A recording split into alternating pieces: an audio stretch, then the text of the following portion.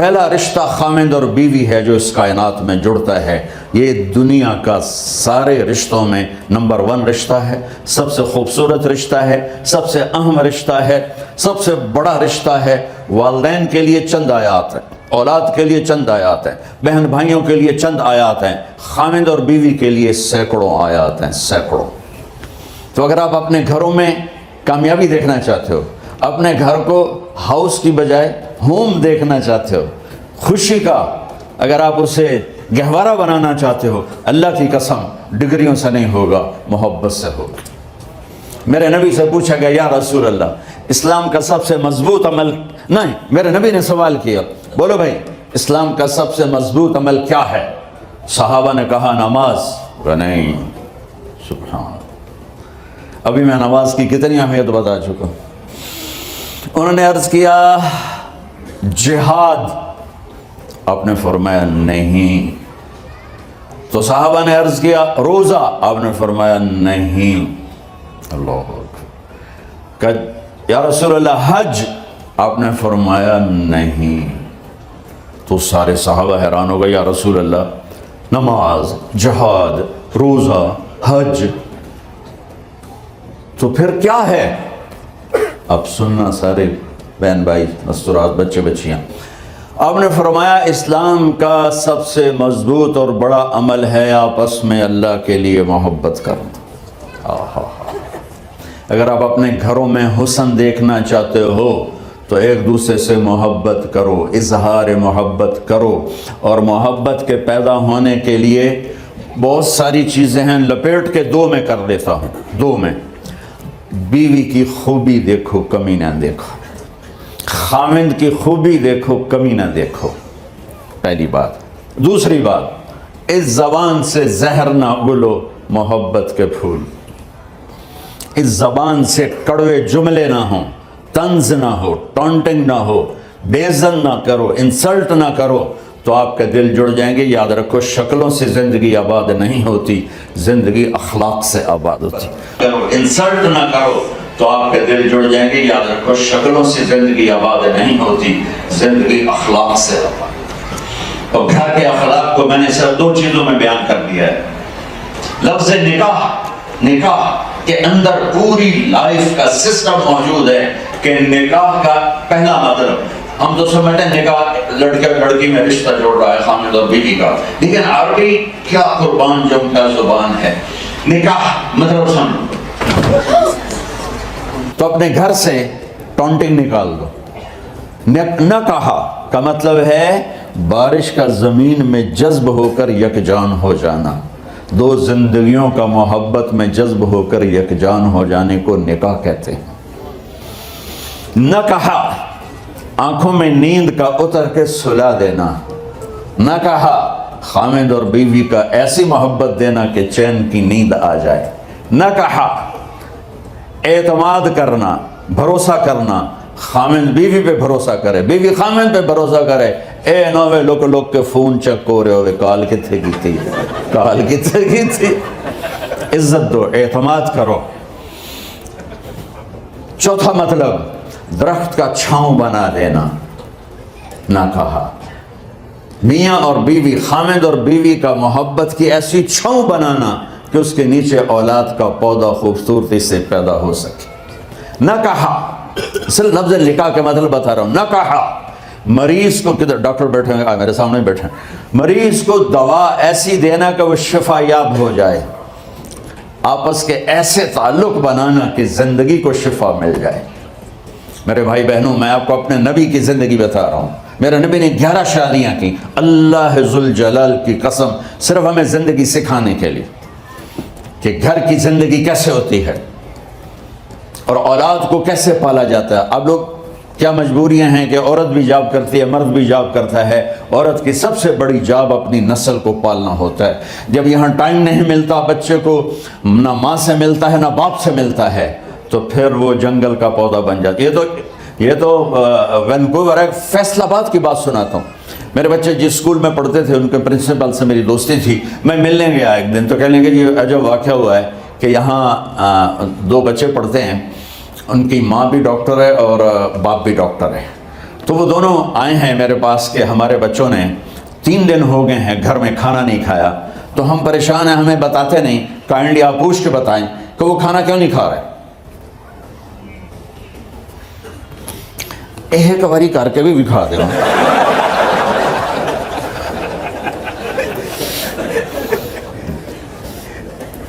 ہمارا دین اتنا خشک نہیں، ہمارے مولوی صاحبان نے زیادہ خشک بنا دیا۔ تو انہوں نے دونوں بچوں کو بلایا، سننا سارے فیملیز بیٹھے ہو جہاں میں فیملی کی زندگی کو فوکس کر کے نبی سے جوڑ کے بتا رہا ہوں، طارق جمیل کے تجربے نہیں بتا رہا۔ دونوں بچوں کو بلایا، بیٹا آپ کھانا کیوں نہیں کھا رہے؟ کہا جی ہم اپنے ممی اور بابا کے سامنے نہیں بتائیں گے۔ تو انہوں نے دونوں کو باہر بٹھا دیا، پھر پوچھا اب بتاؤ کیا مسئلہ ہے؟ ان کا سر ہم صبح جب ناشتہ کرتے ہیں تو ہمارے ممی ڈیڈی سو رہے ہوتے ہیں، ہماری ان سے ملاقات نہیں ہوتی۔ جب ہم اسکول سے واپس آتے ہیں تو ممی ڈیڈی اپنے میڈیکل کالج میں ہوتے ہیں، ہاسپٹل میں ہوتے ہیں، تو ہمیں ان کو دیکھنے کا موقع نہیں ملتا۔ شام کو جب ہم کھانا کھاتے ہیں تو یہ دونوں اپنے پرائیویٹ کلینک میں ہوتے ہیں، تو ہم ان کو دیکھ نہیں پاتے۔ پورا ہفتہ گزر جاتا ہے، ہمیں ماں باپ کی شکل نظر نہیں آتی۔ تو ہم نے سٹرائک کی ہے کہ ایسے ماں باپ کی روٹی کیا کھانی جو اپنی شکل بھی نہ دکھا سکیں، تو اس لیے ہم نے کہا ہم نے بائیکاٹ کیا ہے، گھر میں نہیں کھانا ہے۔ تو ایسی لائف مت بناؤ۔ یہاں ایک بہت بڑا چکر شیطان دیتا ہے، بڑی گاڑی لے لو، $100 کی قسط تو ہے، اور بڑا گھر لے لو، $200 یا $100 کی قسط تو ہے، پھر میاں بھی کام کرے، بیوی بھی کام کرے، جو کہ بڑا گھر باقی رہے، تو خوشیاں تو مٹ گئیں۔ جو ڈبل جاب کرے گا، تو ڈبل جاب کرتے ہیں، ڈبل جاب کرنے والا بیچارہ تھکا ہوا ذہن لے کے آتا ہے، وہ کیسے ٹائم دے گا اپنے بچوں کو خوشی کے ساتھ؟ جو ماں جاب کر کے آئے گی پھر کھانا پکائے گی، وہ جب اتنی تھک جائے گی تو اپنے بچوں کو کھلا ٹائم کیسے دے سکے گی؟ پوری کائنات کی ذمہ داری تھی میرے نبی کے سر پر، اور آپ اس کے باوجود روزانہ حسن حسین کے لیے وقت نکالتے تھے۔ اور انہوں کو آ کر کوئی لیکچر نہیں، دیکھو ماں باپ سے بات کرتا ہوں، لیکچر تھوڑا دو، محبت زیادہ کرو، یہ نہ کرو، یہ کیوں کیا، یہ کرو، یہ کرو، یہ چھوڑ کر صرف سینے سے لگاؤ، پھر محبت دو، کمیوں سمیت بچوں کو قبول کرو، ان کی زندگی تبدیل ہو جائے گی۔ اتنے بڑے نبی، اتنی بڑی ذمہ داری، اور اتنا درد سینے میں کہ آپ کے سینے سے ایسے ابلنے کی آواز آتی تھی جیسے ہانڈی ابلتی ہے، اس کے باوجود آپ روزانہ کہتے ہیں این اللقا، میرے شرارتی بچے کدھر ہیں؟ تو وہ بھاگے بھاگے آتے، دیکھو میں فزیکل کر کے بتاؤں گا تاکہ آپ کو پتہ چلے زندگی کیسے گزاری، کہ میرے شرارتی بچے کدھر ہیں؟ 7 بر اعظم کی ذمہ داری ہے، اور تھوڑی چھوٹیاں جابن، تو تسی کہتے ہو بزی بڑے ہیں، میرے نبی پہ 7 بر اعظم کے انسانوں کی ذمہ داری ہے، اور آخری آنے والے انسان تک کی ذمہ داری ہے۔ اس سے بڑی جاب کس کی ہوگی کائنات میں؟ اور پھر آپ روزانہ آتے ہیں این اللقا، میرے شرارتی بچے کدھر ہیں؟ تو حسن حسین بھاگے بھاگے آتے، آپ ان کے لیے یوں ہو جاتے تھے، آؤ بھائی میری کمر پہ چڑھ جاؤ۔ اپنے نبی کی عظمت کو جانو کہ انہوں نے زندگی کیسے سکھائی۔ چاند کے 2 ٹکڑے کر دینا کوئی معمولی بات ہے، آسمان چیر کے چلے جانا معمولی بات ہے، ایک زندگی سکھا کے جانا سب سے بڑی بات ہے۔ کتنی اولادیں برباد ہو گئی ماں باپ کی وجہ سے، کتنے گھر اجڑ گئے ساس سسر کی وجہ سے، کتنے گھر اجڑ گئے لڑکی کے بدتمیز ہونے کی وجہ سے، کتنے گھر اجڑ گئے لڑکے کے شرابی اور باہر کی گندگی کی وجہ سے۔ زندگی سیکھو۔ یہ اتنے بڑے نبی ہو کر آپ یوں ہو رہے ہیں جیسے میں نے آپ کو کر کے دکھایا، دونوں کو اوپر بٹھا لیتے اور کمرے میں چکر لگاتے تھے، پھر یوں کر کے پوچھتے تمہارا اونٹ کیسا ہے، پھر دونوں کو اتار دیتے اور اپنی نواسی زینب جن کو حضرت علی کی وراثت ملی، کس کی؟ علم کی، فصاحت اور بلاغت کی، ان کو کمر پہ بٹھا لیتے اور اکیلی زینب کو پورے گھر میں چکر لگواتے تھے۔ اور بھی دکھ ہیں زمانے میں محبت کے سوا، راحتیں اور بھی ہیں وصل کی راحت کے سوا، کیا صرف کمانا ہی کام ہے؟ ادھار کی زندگی سے بچو، خوش و خرم رہو، اس کو قسط دینی ہے، یہ قسط دینی ہے، یہ قسط دینی ہے، یہ دینی ہے، سر میں درد نہیں ہوگا تو اور کیا ہوگا؟ تو آپ اتنے بڑے عظیم ہو کر وقت نکال رہے ہیں۔ اور حضرت ابو ہریرہ فرماتے ہیں میری آنکھوں نے دیکھنا سارے کہ آپ نے کبھی حسن کبھی حسین یہاں جیسے مائیں کرتی ہیں ادھر کھڑا کیا ہوا ہے اور جھولا جھولا رہے ہیں ایسے، اور ان کے دونوں ہاتھ پکڑ کر کہہ رہے ہیں آ جاؤ اوپر، آ جاؤ اوپر، آ جاؤ، آگے پہاڑی ہے، اوپر آ جاؤ، آگے پہاڑی ہے۔ تو ایسے ایسے آتے اور اوپر آؤ، وہ یہاں آ جاتے، آگے آؤ، وہ یہاں آ جاتے، آگے آؤ، وہ یہاں آ جاتے، تو پھر آپ یوں ہو جاتے، آگے آؤ، تو چڑھتے چڑھتے یہاں آ جاتے، یہاں وہ یہاں آ جاتے، تو آپ ان کے ہاتھ فکس کر کے آگے بڑھ کر ان کے ہونٹوں کا بوسہ لیتے اور کہتے یا اللہ میں ان سے پیار کرتا ہوں، تو بھی ان سے پیار فرما۔ بھائیو اللہ کی قسم، پیسے سونے چاندی سے زندگی میں خوبصورتی نہیں آتی، نبی کی غلامی سے زندگی میں خوبصورتی آتی ہے۔ اتنے بڑے نبی ہیں اور حضرت عائشہ سے کہہ رہے ہیں دوڑ لگائیں۔ یہاں کسی مولانا سے پوچھو اپنی بیوی سے کبھی کہا انہوں نے کہ دوڑ لگائیں؟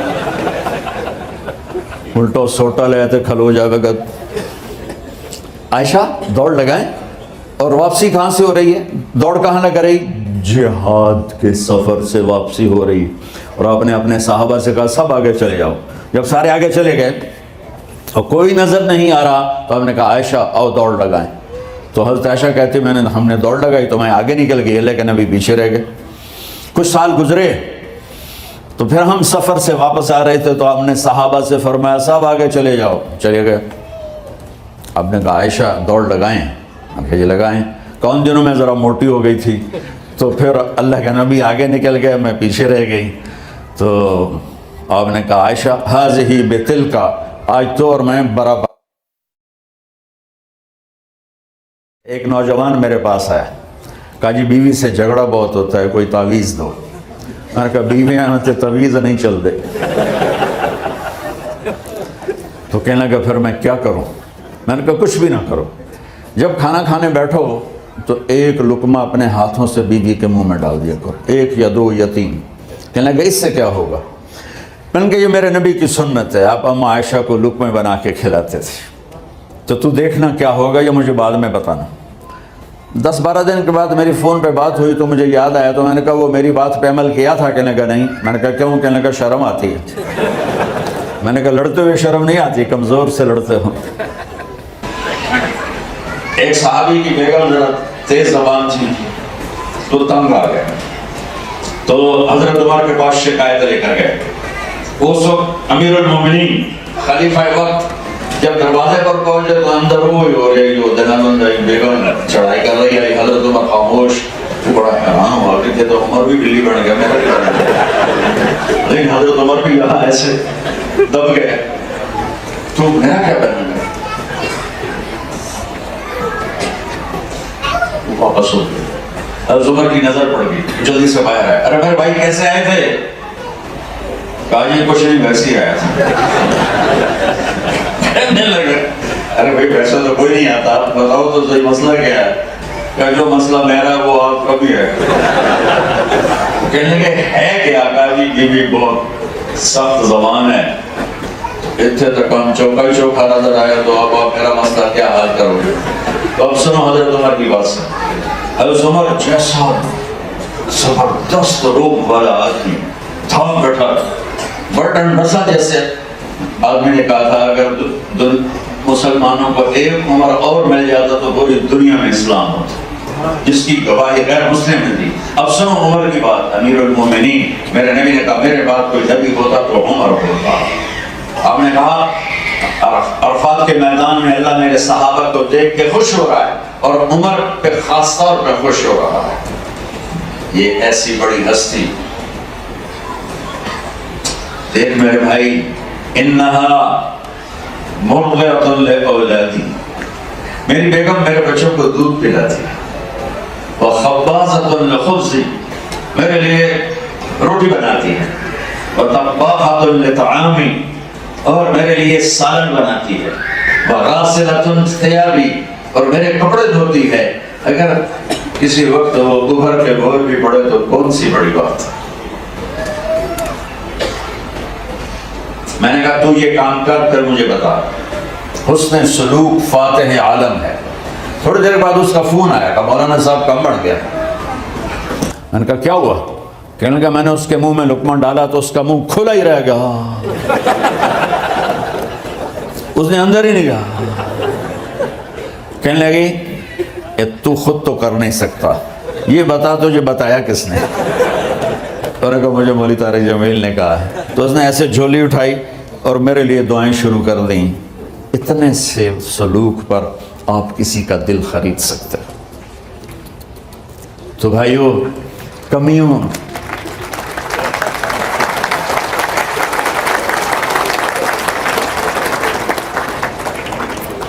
اب اس دوا کو سارے رشتوں میں استعمال کرو۔ والدین ہیں تو ان کے آگے جھک جاؤ، ان کی شدت کو بھی برداشت کر لو۔ بہن بھائی ہیں، آپس میں محبت سے رہو، چیزوں پہ مت لڑو۔ اولاد ہے، اسے عزت دو، احترام دو، ان کی کمیوں سے درگزر کر کے برداشت کرتے ہوئے سینے سے لگائے رکھو، بڑے اچھے مسلمان بن جائیں گے۔ طنز مار دیتا ہے، زبان کا گندا بول آگ لگا دیتا ہے۔ رات بھی کچھ لوگ آئے تھے تو میں نے انہیں سنایا تھا، تو ابھی بھی سناتا ہوں کہ میری زندگی ٹریولنگ میں گزر گئی۔ پچھلے کوئی 40 سال سے میں سفر سفر سفر سفر، خاص طور پر پاکستان کے سفروں سے نا ایک علم مجھے حاصل ہوا ہے۔ تو ایسے لطیفہ کہ ہمارے جو کلچر کو جانتے ہیں یا جاتے رہتے ہیں، وہ جانتے ہوں گے کہ بسوں اور ٹرکوں کے پیچھے بڑی عجیب شاعری لکھی ہوتی ہے نا بھائی؟ تو میں نے میرا سکیچ سنا، جو میں نے دیکھ کے نا ایک پریزنٹیشن بنائی ہے۔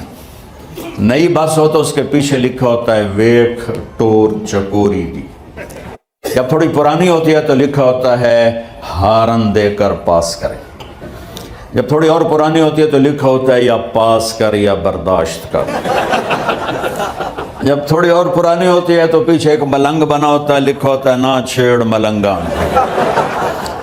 اور جب وہ پرانی رنگ روغن ہو کے دوبارہ آئے تو پیچھے لکھا ہوتا ہے خدا نے ایک بار پھر دلہن بنا دی۔ یہ تو ہو گئی لطیفے کی بات۔ اب ایک بات سناتا ہوں جس نے ساری کمیوں کو پورا کر دیا۔ میں اپنے گھر سے نکلا، میں جا رہا تھا رائمنڈ تبلیغی مرکز، تو پڑھتے پڑھتے کتاب پڑھ رہا تھا، میں تھک گیا، اگلی سیٹ پر میں تھک گیا، میں نے کتاب بند کی تو میں نے دیکھا ہم ایک بس کو کراس کر رہے تھے، تو اس بس کے پیچھے 2 جملے لکھے تھے، وہ میرے پورے بیان کا خلاصہ ہے۔ پیچھے لکھا تھا دل برائے فروخت، کوئی وڈا ہی سخی بھائی، دل برائے بولو فروخت، نیچے لکھا تھا قیمت ایک میٹھا بول، ایک میٹھا بول، ایک میٹھا بول۔ بھائی بہنوں، میں کہا کرتا ہوں چھوٹوں کو بولنا سکھاؤ اور بڑوں کو چپ رہنا سکھاؤ۔ کوئی عورت اپنا گھر آباد کرنا چاہتی، کوئی مرد اپنا گھر آباد کرنا چاہتا ہے، کوئی ماں باپ اولاد کو صحیح دیکھنا چاہتے ہیں، اور کوئی اولاد ماں باپ کی محبت لینا چاہتے ہیں۔ ایک واقعہ سناتا ہوں۔ ہماری ایک دھوبن تھی، اس کا نام تھا ماسی شریفہ، بڑی لڑاکی، موٹی بھی چنگی ساری تھے، قد بھی چھوٹا جا بندہ اور خطرناک ہو جانا۔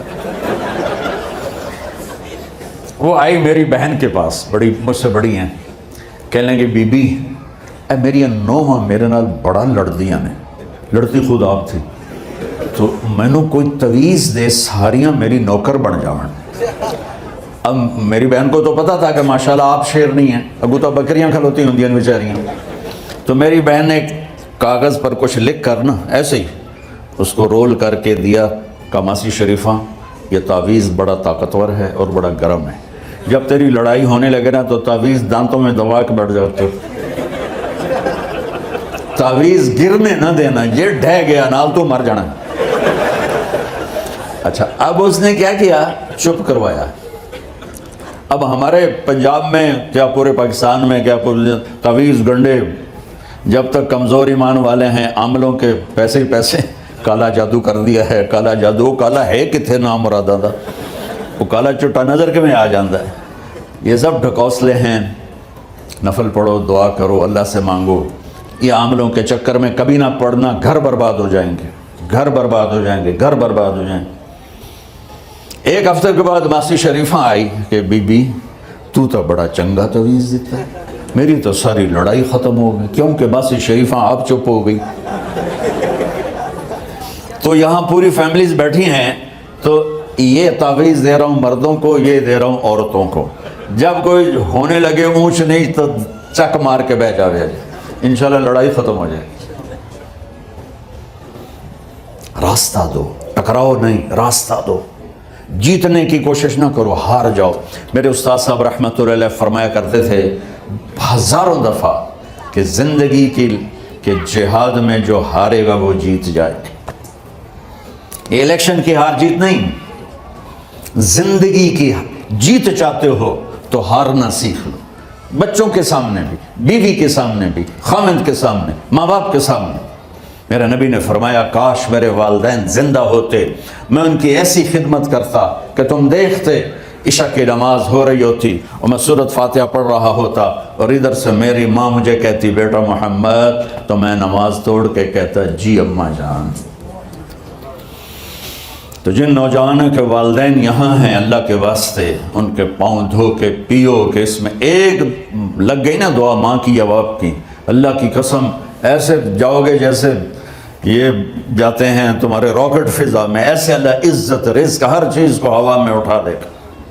ماں باپ کی بد دعا نہ لینا, بد دعا نہ لینا, بد دعا نہ لینا. ماں باپ بد دعا نہیں دیتے, جو دکھ ان کو ملتا ہے اولاد سے وہ دکھ ہی بد دعا بن جاتا ہے.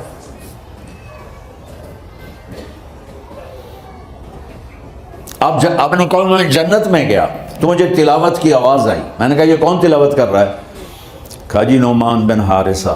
صاحب نے کہا نعمان تو مدینے بیٹھا ہے, اتنی آواز جنت کی میں آ رہی. کہا جی ماں کی ایسی خدمت کی ہے, جب وہ قرآن پڑھتا ہے تو اللہ کہتا ہے ساری جنت کو سناؤ. تو میرے بھائی بہنوں, ہم خود تراشتے ہیں منازل کے سنگ میل, ہم وہ نہیں ہیں جن کو زمانہ بنا گیا. ہمارے لیے دنیا سفر ہے اور جنت اصل ٹھکانہ ہے. ہمارے لیے آئیڈیل محمد مصطفیٰ صلی اللہ تعالی علیہ وسلم کی زندگی ہے, اس کے علاوہ کوئی آئیڈیل نہیں ہے. میں ڈاکیا ہوں, آئیڈیل نہیں ہوں. قاصد ہوں, آئیڈیل نہیں ہوں. جیسے پاکستان میں وہ جو ٹی سی ایس کا محکمہ ہے, میں وہ ٹی سی ایس کا بھیجا ہوا نمائندہ ہوں. مجھے کبھی آئیڈیل نہ بنانا. آئیڈیل ایک ایک ایک ایک کون؟ محمد بن عبداللہ بن عبد المطلب بن ہاشم بن عبد مناف بن قصی بن کلاب بن مرہ بن کعب بن لوی بن غالب بن فہر بن مالک بن نضر بن کنانہ بن خزیمہ بن مدرکہ بن الیاس بن مدر بن نزار بن معد بن عدنان بن اود بن حمیسہ بن سلامان بن عوس بن بوز بن قموال بن عبی بن عوام بن ناشد بن حزا بن بلداس بن یدلاف بن طابق بن جاہم بن ناحش بن ماخی بن عیفی بن عبکر بن عبید بن الدعاء بن حمدان بن سنبر بن یثربی بن یحزن بن یلحن بن ارعوا بن عیدی بن زیشان بن عیسر بن اقناب بن ایہام بن مقصر بن ناحث بن زارع بن سمی بن مزی بن عوض بن عرام بن کیدار بن اسماعیل بن ابراہیم بن آذر بن ناحور بن سرور بن رعود بن فائج بن عابر بن ارفخشاد بن سام بن نوح بن لامک بن متوشال بن ادریس بن یرد بن ملحل ایل بن کینان بن آنوش بن شیس و بن آدم علیہ السلام. وہ ہیں ہمارا آئیڈیل. تو اس کے لیے قرآن پڑھو کہ میرا اللہ کیا کہتا ہے, اپنے نبی کی زندگی پڑھو. اب تو کتاب کی ضرورت نہیں ہے, یہ چھوٹے سے موبائل میں ہزاروں نہیں لاکھوں کتابیں چھپی پڑی ہیں. اپنے نبی کی زندگی پڑھو اور اپنے گھروں میں محبت کی فضا قائم کرو. محبت کے لیے ہے خوبیاں دیکھو, کمیاں نہ دیکھو. آپ اس ملک کے رہنے والے ہیں, اگر آپ کینیڈین پاسپورٹ ہے تو یہ ملک آپ کا ہے. آپ پاکستان انڈیا میں مسافر ہیں، ایک تو نصیحت کروں گا، چاہے آپ مانے نہ مانے، نصیحت مشورہ کہ اپنا پیسہ یہاں خرچ کرو، اپنی جائیدادیں یہاں بناؤ۔ پاکستان انڈیا پہ پیسے خرچ، ہاں جانے کے لیے ایک آدھ گھر بنا لو، لیکن پیسے یہاں لگاؤ، یہ ملک آپ کو دے رہا ہے، آپ اسے دیں۔ آپ لوگ خالی ہاتھ آئے تھے اور آج کتنے بڑے کاروبار اور جابز باعزت کے آپ لوگ مالک بن چکے ہو، تو زکوٰۃ بھی یہاں دو۔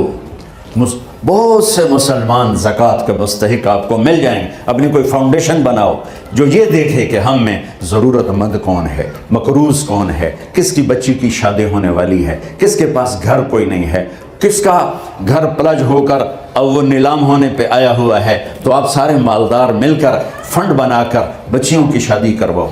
بیماروں کا علاج تو یہاں مفت ہوتا ہے، جو مقروض ہیں ان کے قرضے دلواؤ۔ سے آگے دیکھ نہیں سکتی، اسے لائن بنانا، پورا ملک چلانا، پورا سسٹم اندھیرے میں چلانا کون سکھاتا ہے؟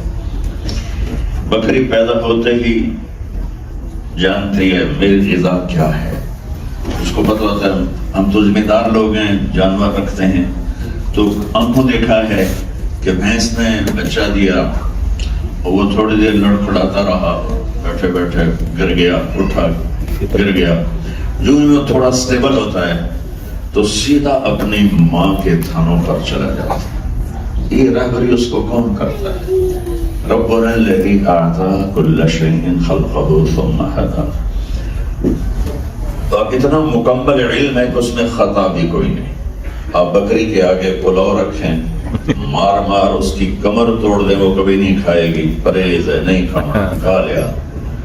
شیر کے سامنے گھاس رکھ دیں اور مار مار اس کا بھیجا آپ نکال دیں، وہ نہیں کھائے گا، کہے گا گوشت لیا، گوشت بھی پکا ہوا نہیں، کچا گوشت جس میں خون ملا ہو، وہ کھاؤں گا اور وہ نہیں کھاؤں گا۔ اپنے علم کے خلاف ہرگز نہیں کرتا کوئی بھی اس کائنات کا پرزہ۔ اور انسان ایک تو جاہل پیدا ہوتا ہے، لا تعلمون شیئا۔ جانور ہمیشہ صحیح سیکھتا ہے، غلط نہیں سیکھتا۔ درخت تک غلط نہیں سیکھتا۔ انگور پہ ناشپاتی نہیں لگے گی، سیب کے درخت پہ آم کبھی نہیں لگے گا، آم کے درخت پہ کریلا کبھی نہیں لگے گا۔ ایک لکڑی بھی اتنا علم رکھتی ہے کہ مجھے اپنے اندر سے کیا نکالنا ہے، کب نکالنا ہے، اس کو کلر کیا دینا ہے، اس کو ذائقہ کیا دینا ہے۔ انسان اس کے مقابلے میں غلط بھی سیکھتا ہے، صحیح بھی سیکھتا ہے۔ فَأَلْهَمَهَا فُجُورَهَا وَتَقْوَاهَا۔ تو صحیح سیکھ کے بھی غلط کر سکتا ہے، یہ طاقت ہے۔ شیر کے آگے آپ نے گھاس رکھا، وہ نہیں کھائے گا۔ بکری کے سامنے گوشت رکھا، وہ نہیں کھائے گی۔ شوگر والے کے آگے مٹھائی رکھو، بھلا چاہے ڈاکٹر ہی ہوئے، وہ پورا گلاب جامن منہ چلے جائے، کہے گا ہلدی گولی بات کھا لو، حالانکہ وہ ڈاکٹر ہے، ہلدی گولی بات کھا لو۔ کتنے دل کے ڈاکٹر سارا دن مریضوں کو کہتے ہیں سگریٹ نہیں پینا، اور شام میں گھر جا کے پوری ڈبی پی جاتا ہے۔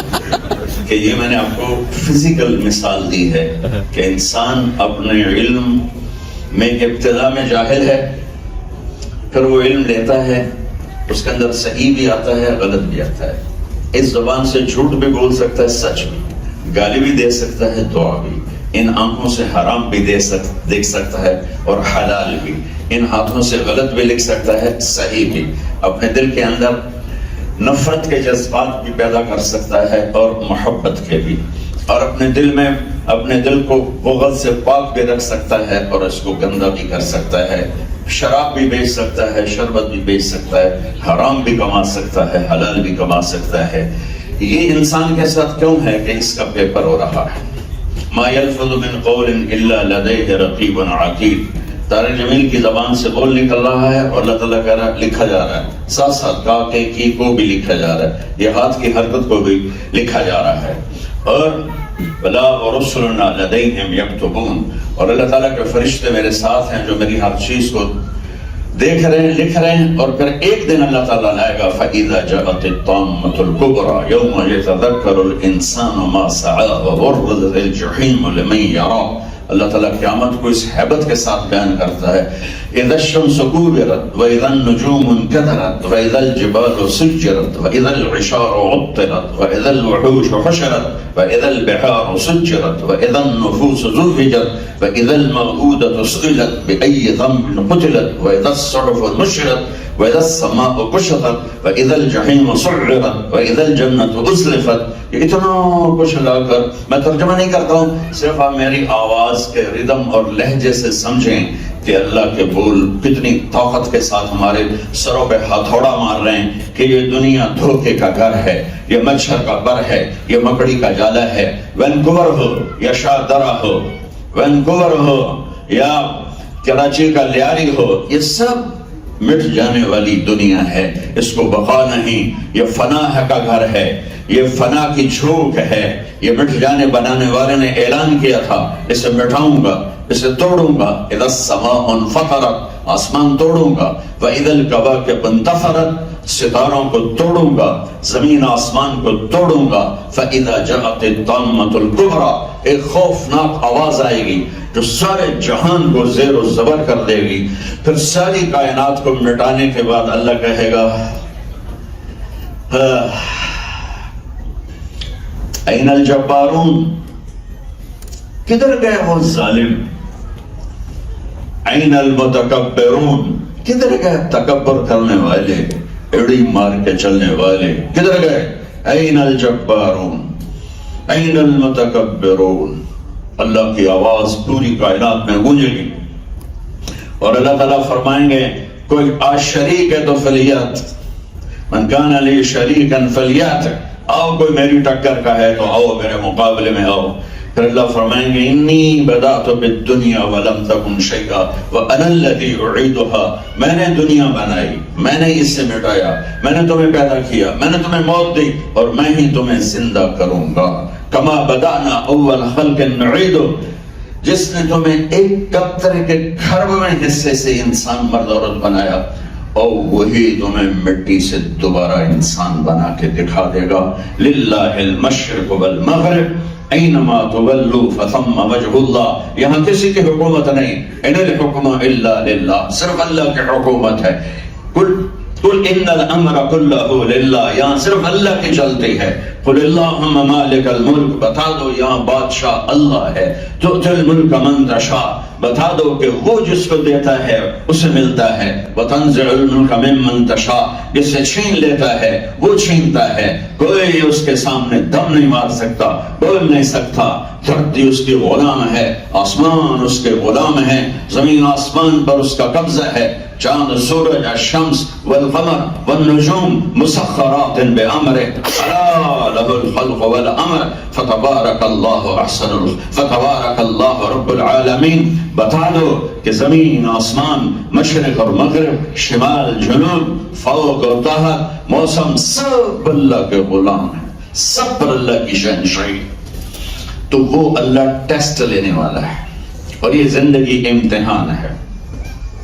اور پاس ہونے کا صرف ایک راستہ ہے، پاس ہونے کا صرف ایک راستہ ہے، پاس ہونے کا صرف ایک راستہ ہے، صرف ایک راستہ ہے. صرف یا ابا سفیان جئتکم بکرامت الدنیا والآخرہ، وہ ہے محمد مصطفیٰ صلی اللہ علیہ وسلم کی غلامی. ایک ہی آپ وینکوور میں رہو، مدینہ میں رہو، اگر آپ کی زندگی میں جھلکتا ہے محمدی پن، آپ کامیاب ہیں، مبارک ہو.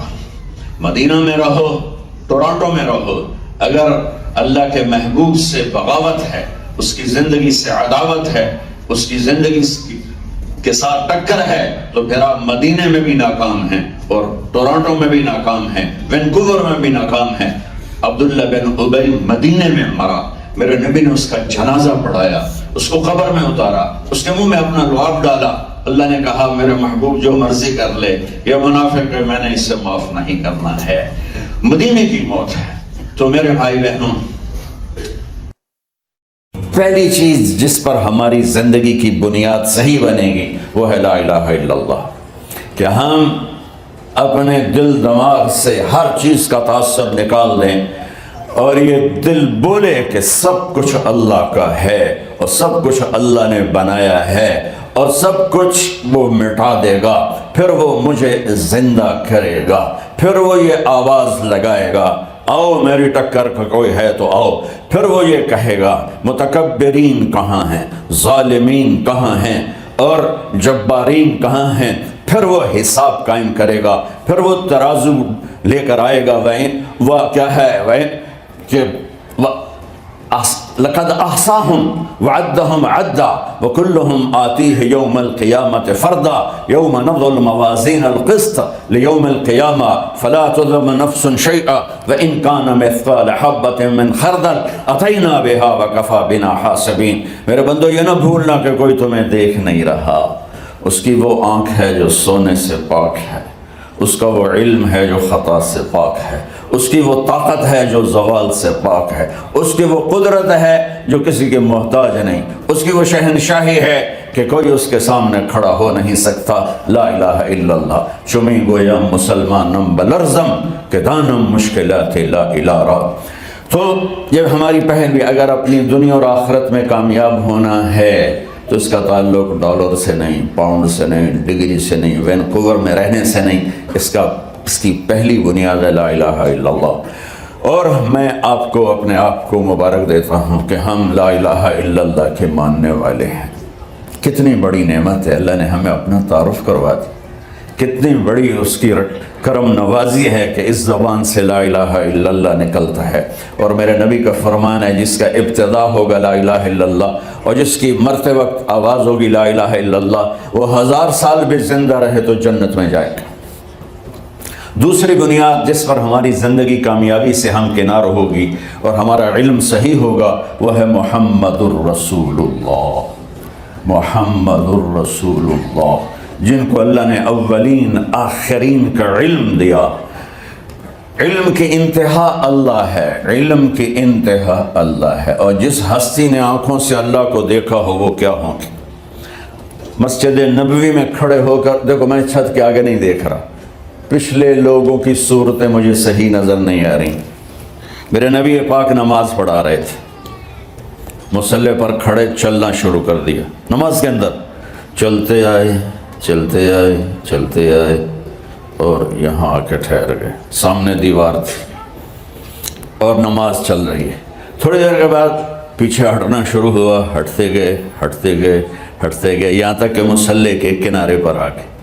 اب پہلی صف والوں نے تو دیکھا کہ اللہ کے نبی نے کیا کیا ہے، تو جب نماز ختم ہوئی تو انہوں نے پوچھا یا رسول اللہ آج آپ نے نماز میں وہ کیا جو کبھی بھی نہیں کیا۔ اب دیکھو میں ادھر دیکھ رہا ہوں تو یہ نظر نہیں آ رہا، ادھر دیکھ رہا ہوں تو وہ بھائی بہن نظر نہیں آ رہے، آگے دیکھ رہا ہوں پیچھے نظر نہیں آ رہا، پیچھے دیکھ رہا ہوں تو یہ نظر نہیں آ رہا ہے۔ اور میرے نبی فرما رہے ہیں کہ میں نماز میں کھڑا تھا تو مجھے اللہ نے جنت دکھائی جو 7ویں آسمان پر ہے، تو اس کو دیکھ کے اس میں انگور کے گچھے لٹکے ہوئے مجھے نظر آ رہے تھے تو میں آگے بڑھنا شروع ہو گیا۔ اور پھر میرے اللہ نے مجھے دوزخ دکھائی تو اس کی آگ کو دیکھ کر میں ڈر کے میں پیچھے ہٹنا شروع ہو گیا۔ جو اتنی طاقتور آنکھ کا مالک ہو ہم اس کو چیلنج کر دیں تو کتنے بڑی حماقت اور دھوکے کی بات۔ اور پھر یہ تو بہت چھوٹا کام ہے، جنت کو دیکھنا، دوزخ کا دیکھنا۔ میرے نبی نے اپنے اللہ کو ان آنکھوں سے دیکھا، اللہ نے زمین سے اٹھایا۔ یہ جب جاتے ہیں خلا میں تو کتنا اربوں ڈالر کا خرچ ہوتا ہے، لباس بنتا ہے، اس میں اتنا ویٹ ڈالا جاتا ہے۔ اور میرے نبی نے چادر باندھی ہوئی تھی، پاجامہ شلوار بھی نہیں تھا، اور عام سادہ کرتا اور سادہ جوتے کے ساتھ جو اڑان اڑی ہے۔ تو پہلا آسمان آدم علیہ السلام ہار لے کر کھڑے تھے، دوسرا آسمان یحییٰ زکریا عیسیٰ علیہ السلام ہار لے کر کھڑے تھے، تیسرا آسمان یوسف علیہ السلام کھڑے تھے، چوتھا آسمان یونس ادریس علیہ السلام کھڑے تھے اور پروٹوکول کے لیے، پانچواں آسمان ہارون علیہ السلام کھڑے تھے، چھٹا آسمان موسیٰ علیہ السلام کھڑے تھے، ساتواں آسمان ابراہیم علیہ السلام کھڑے تھے۔ آگے آخری اسٹیشن آ گیا سدرۃ المنتہا جسے کہتے ہیں، وہاں جبریل نے بھی آ کر آج کی لینگویج، جی حضور میرے کو اگوں دا ہن ویزا کوئی نہیں، جیسے ہم یہاں ویزا ملتا ہے تو آتے ہیں نا، تو جبریل نے آج کی لینگویج، یا رسول اللہ آگے میرے پاس ویزا کوئی نہیں، میں اتنا، یہ دیکھو میرے ہاتھ کو، اتنا بھی اوپر گیا تو میں جل کے راکھ ہو جاؤں گا، اس سے آگے میں ایک قدم نہیں اٹھا سکتا. اور اللہ کے محبوب کو اللہ نے وہاں سے بھی اٹھایا. کیسے اٹھایا؟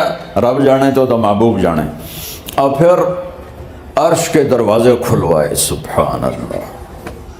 پہلی ہستی ہے جس کے لیے آج عرش کے در کھل رہے تھے.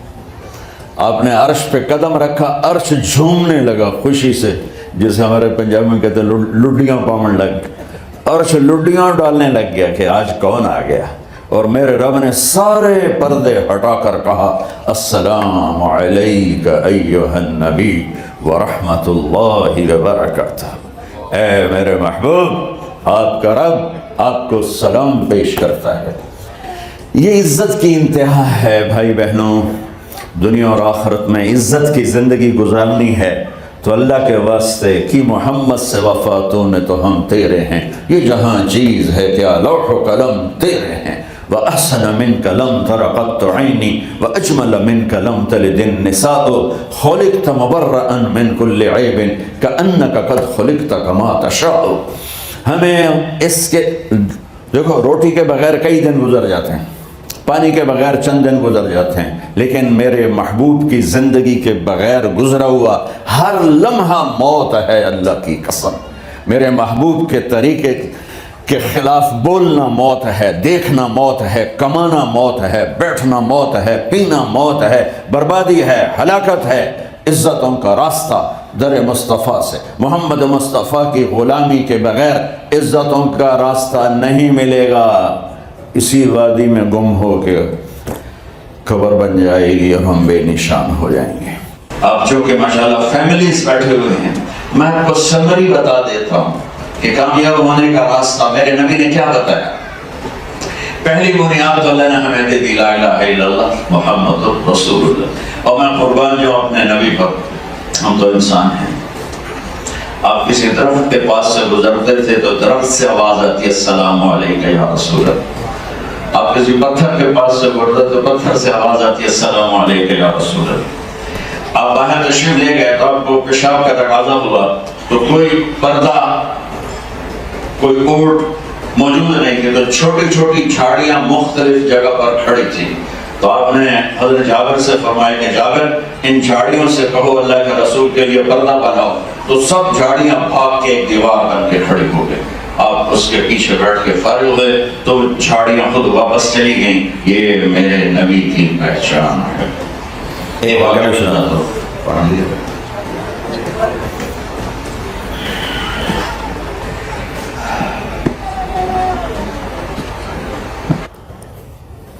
آپ کی محفل تھی, ایک دیہاتی گزرا اونٹ پہ, تو گوہ ایک جانور ہے, اتنا بڑا ہوتا ہے چھپکلی کی طرح.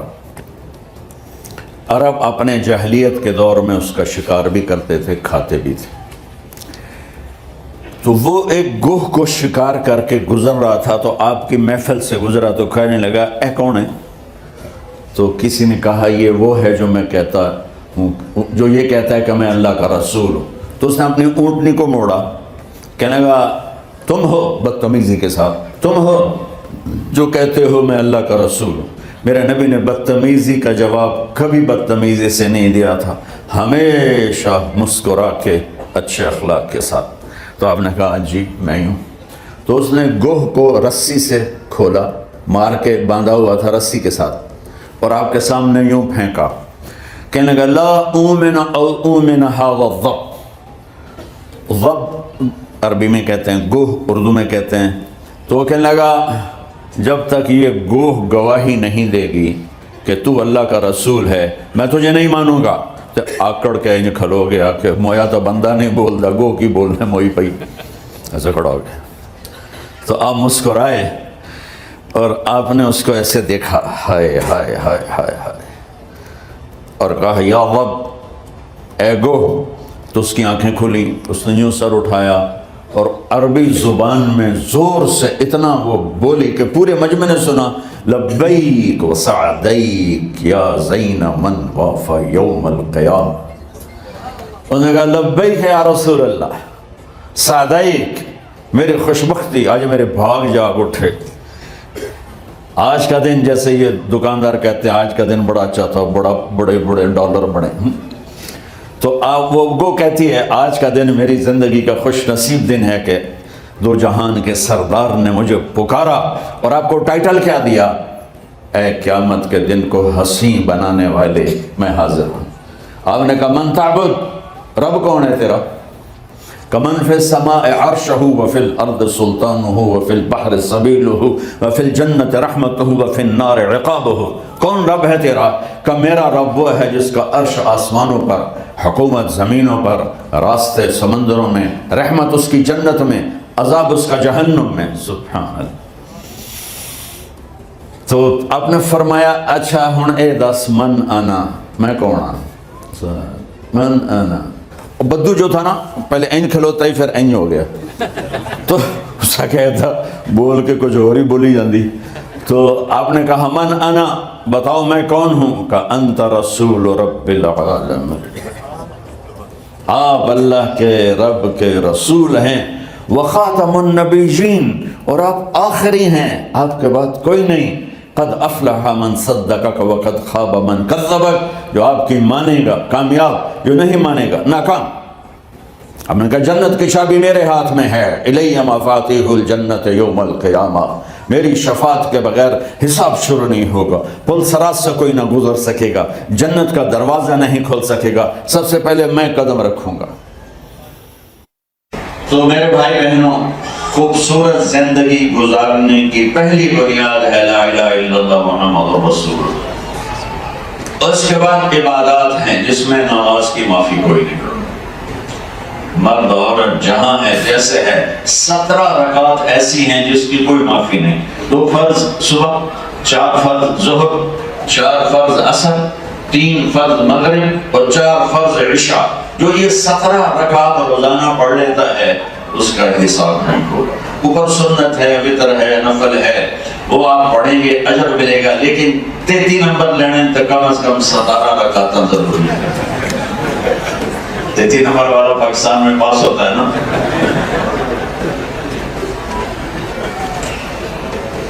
اگر اسلامی تاریخ میں نماز کسی کو معاف ہوتی تو کربلا کے میدان میں میرے محبوب کے نواسے کو معاف ہوتی، کہ کائنات نے ایسا درد بھرا واقعہ نہ پہلے دیکھا نہ بعد میں دیکھے گی، ایسا ظالم اور مظلوم نہ پہلے نہ بعد، اور یہ جنت کے سردار ہیں۔ آپ نے فرمایا میرے بیٹے حسن اور حسین جنت کے نوجوانوں کے سردار ہیں، اور جنگ سے پہلے آپ کی آنکھ لگی تو آنکھ کھولی تو مسکرائے، تو بہن زینب نے پوچھا اے حسن دا کیڑا ٹائم ہے؟ معتذر تھے، فرمایا بہن ابھی اللہ کے نبی خواب میں ملے ہیں اور فرما رہے ہیں بیٹا میں لینے کے لیے آ چکا ہوں۔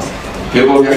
تو اب اگر یہ نماز نہ پڑھتے کوئی مسئلہ نہیں تھا، پڑھنے کی گنجائش ہی کوئی نہیں تھی، تو ان کی ذات کے لیے تو مسئلہ نہیں تھا، لیکن پھر پوری امت کو پیغام ادھورا جا تھا، پیغام یہ دینا تھا کہ زیر خنجر بھی یہ پیغام سنایا، تلواروں کے چھاؤں میں سجدے کر کے دکھایا، تپتی ریت پہ سجدے کر کے دکھایا، زخمی جسم کے ساتھ سجدے کر کے دکھایا، کٹے ہاتھوں کے ساتھ سجدے کر کے دکھایا، کٹے پاؤں کے ساتھ سجدے کر کے دکھایا، اپنے لہو سے وضو کر کے دکھایا، کربلا کی مٹی سے تیمم کر کے دکھایا کہ نماز نہیں چھوڑ سکتے۔ تو ظہر کا وقت جمعے کا دن تھا، انٹر ہوا تو آپ نے زہیر کو بلایا، آپ کے ساتھی تھے رضی اللہ تعالیٰ عنہ، کہا کہ یہ شمر سے کہو 5 منٹ دے دے نماز پڑھنی ہے۔ تو انہوں نے آگے بڑھ کے شمر سے کہا تو اس نے کہا ہماری تلوار نہیں رکے گی، پڑھو یا نہ پڑھو۔ تو اس نے آ کر جواب دیا تو امام عالی مقام نے فرمایا پھر ان سے کہو تم تلوار چلاؤ، ہم سجدہ کر کے دکھائیں۔ ادھر آ ستم کر ہنر آزمائیں، تو تیر آزما ہم جگر آزمائیں۔ آپ نے اپنے ساتھیوں کو آدھا کر دیا، آدھے لڑنے لگے، آدھوں نے نماز پڑھی، پھر ان آدھوں نے جا کے لڑائی شروع کی، باقی آدھوں نے نماز پڑھی۔ عصر سے پہلے سب کے سر کٹ کے نیزوں پہ چڑھ گئے تھے۔ میرے بھائی بہنوں، وینکوور میں کوئی مسلمان بے نمازی نہ ہو، کوئی عورت مرد بے نمازی نہ ہو۔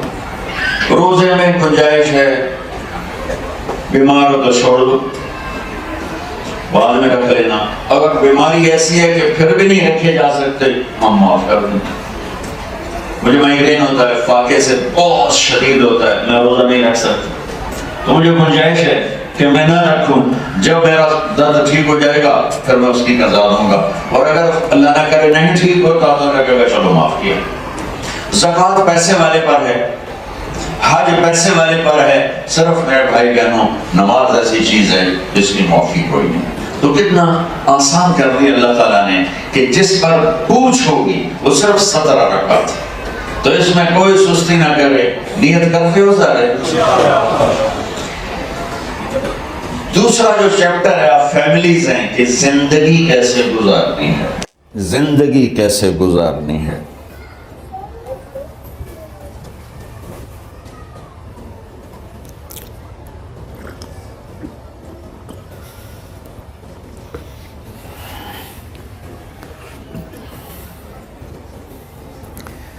میں آپ لوگوں کے ڈر سے بیٹھ کے پیتا ہوں، ورنہ اس موقع پہ کھڑے ہو کے پینے کی بھی اجازت ہے، چونکہ اتنے ہر بندہ مفتی کھلو جی مولوی سانو تقریر کر رہے تھے، آپ کھلو کے پانی پی رہے ہیں، ویکھو یہ حال۔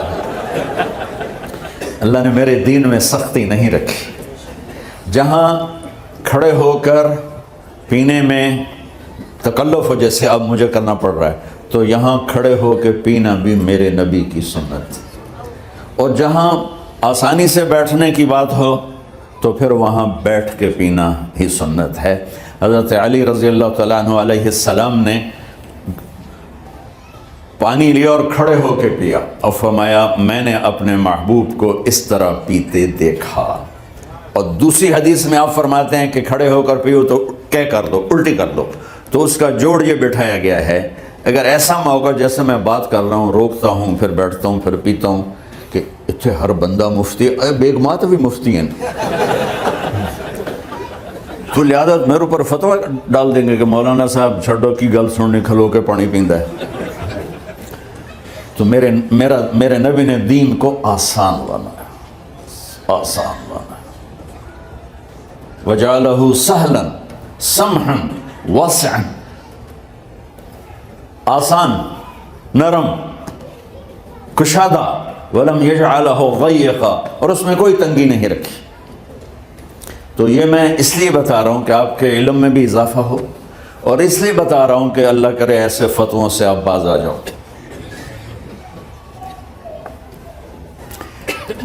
میرے نبی کی زندگی کا دوسرا رخ کہ بطور انسان زندگی کیسے گزارنی ہے، مرد عورت ہے، زندگی کیسے گزارنی ہے۔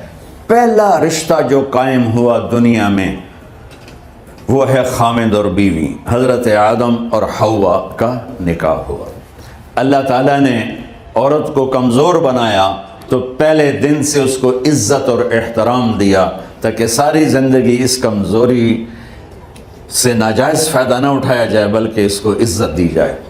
کہ آدم علیہ السلام کے لیے مٹی اکٹھی کی، پانی ڈالا، گوندھا اور ایک اسٹیچو بنایا اور ڈال دیا، جب وہ خشک ہوا اس میں روح ڈالی، اور پھر وہ ننگے بدن تھے، پھر ان کو جنت کے کپڑے پہنائے اور جنت میں ڈال دیا۔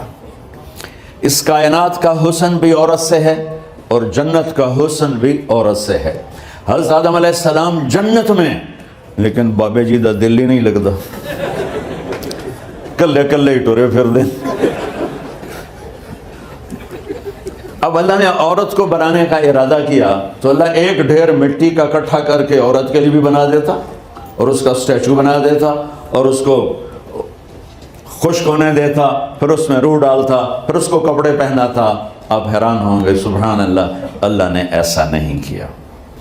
آدم علیہ السلام سوئے، آنکھ کھلی تو دیکھا ایک خوبصورت حسین عورت۔ یہ بات اکثر لوگوں کو معلوم ہوگی کہ یوسف علیہ السلام دنیا کے حسین ترین انسان تھے، اور یہ بات شاید کسی کو معلوم نہیں ہوگی کہ دنیا کی سب سے حسین خوبصورت عورت حضرت حوا ہے۔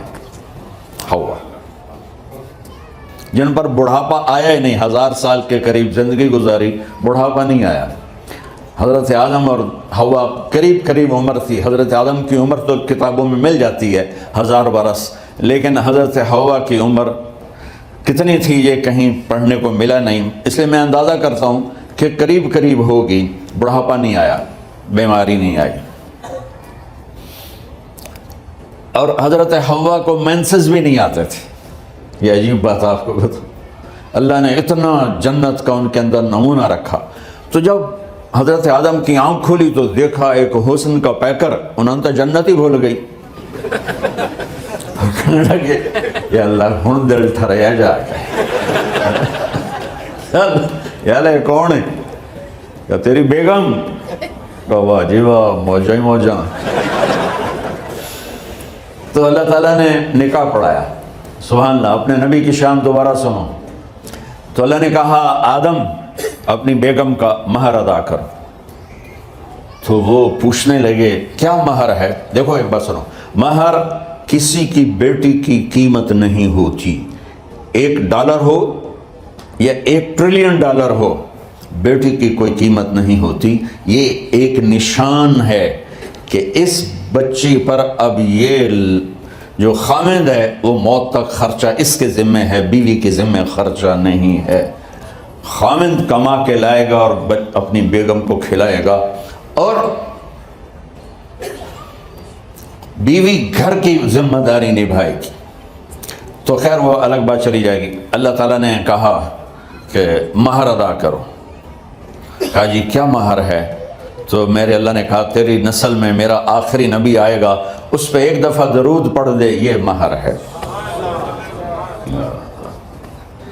اچھا، شروع دن سے ہے کہ میں نے قبول کیا.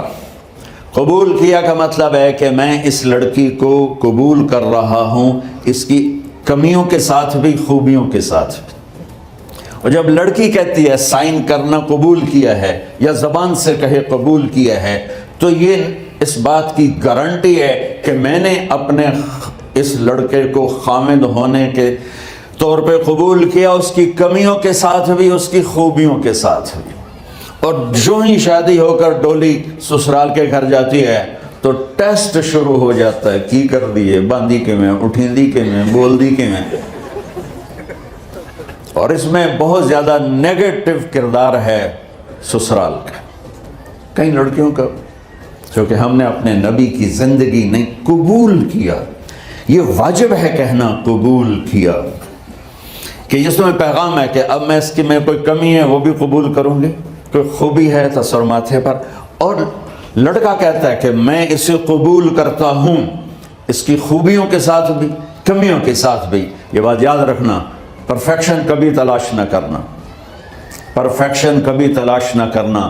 اللہ نے 100 نمبر نہیں مانگے، 51، ایک نمبر اوپر ہو گیا. گناہ تمہارے 50 ہیں اور نیکی تمہاری 51 ہے، تو اس ایک پر ہم تمہیں جنت میں ڈال دیں. اب کوئی خامد اپنی بیوی میں پرفیکشن دیکھنا چاہے، بیوی اپنے خامد میں پرفیکشن دیکھنا چاہے، ساس سسر اپنی بہو میں، ساس سسر اپنے داماد میں، بھائی اپنے بھائی میں، ماں باپ اپنی اولاد میں، اولاد اپنے ماں باپ میں، جہاں یہ نظر ہوگی تو وہاں لڑائی ہوگی. کمیوں کے ساتھ قبول کرو. قبول کا لفظ اتنا واجب ہے، تھوڑے ڈر تو پھر بہ گئی تھی نا.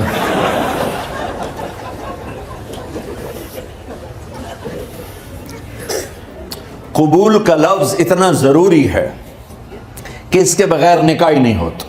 میں یہ کئی جگہ لطیفہ سنا چکا ہوں، اور واقعی قصہ بھی ہے، ایسے لطیفہ نہیں ہے. میرے دوست ہیں، ذمہ دار ہیں اچھے، تو ان کے گاؤں کا ایک بچہ چھوٹی عمر میں بسوں پہ جا کے نا وہ جاب پہ لگ گیا. تو اس کا کام ہوتا ہے بس کو صاف کرنا، ڈرائیور کو چائے پلانا، اور جہاں کہیں رش ہو تو اس کو ڈائریکشن دینا، استاد جی کٹ لو، استاد جی آن دیو، استاد جی جان دیو. تو یہ اس کا محاورہ بن جاتا ہے. اب اس کا نکاح ہوا تو مولانا صاحب نے کہا بھائی عبد الرحمن، میں فرضی نام لے رہا ہوں، نام مجھے اس کا یاد نہیں، عبد الرحمن زینب بنت اسلم نو تیرے نکاح دیتا 500 مہر تو قبول کیتا؟ تھوڑی دیر سوچ کے کہندا جی آن دیو. اس نے ساری زندگی آن دیو ہی سیکھا تھا. تو اس کے بھائی نے اس کو کوئی نہیں ماری تو کہنے لگا جی جان دیو. مولانا صاحب نے کہا آن دیو جان دیو نال کم نہیں بننا، تو آگے میں قبول کیتا.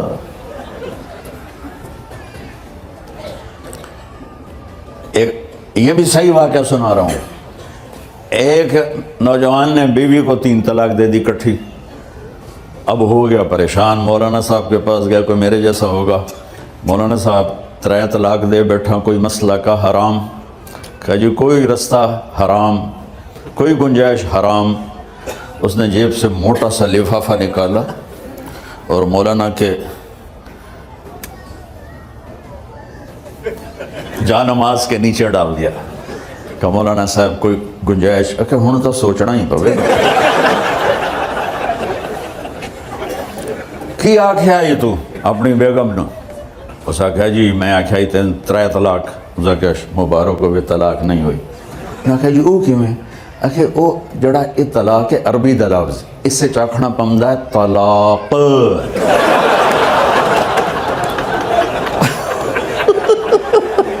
یہ آپ کو صحیح واقعہ سنا رہا ہوں.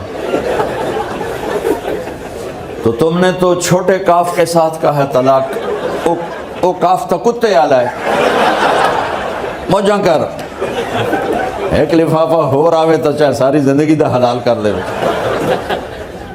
لفظ قبول اتنا ضروری ہے. تو میرے نبی نے 11 شادیاں کی, اللہ کی قسم شوق کی نہیں تھی. ما تزوجت وما زوجت الا بوحی من السماء نزل به جبریل. کہ لوگوں سن لو میری بات غور سے, مجھے عورت کی کوئی رغبت نہیں ہے. میں نے جہاں شادی کی, جہاں بیٹی کی شادی کی, پہلے اللہ نے آسمان سے جبریل بھیج کے حکم دیا, پھر میں نے قدم اٹھایا.